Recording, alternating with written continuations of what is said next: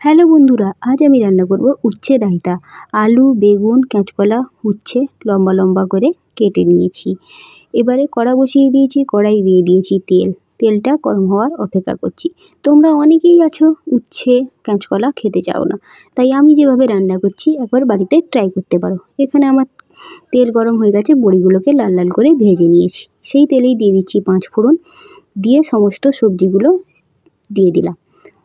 এবারে দিয়ে দিচ্ছি পরিমাণ মতন নুন, দিয়ে ভালো করে সবজিগুলোকে ভেজে নিলাম।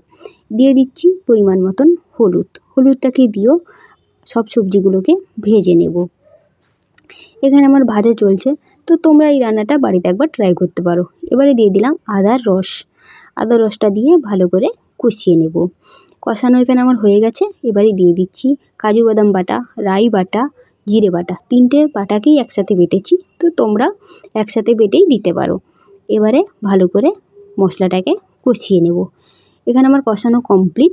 এবারে দিয়ে দিচ্ছি জলটা বেশি দেব না, গায়ে মাখা মাখা মতন তরকারিটা হবে, তাই অল্প পরিমাণেই জলটা দিলাম। এবারে বড়িটা দিয়ে আমি গ্যাসটা কমিয়ে ঢাকিয়ে দিয়েছি।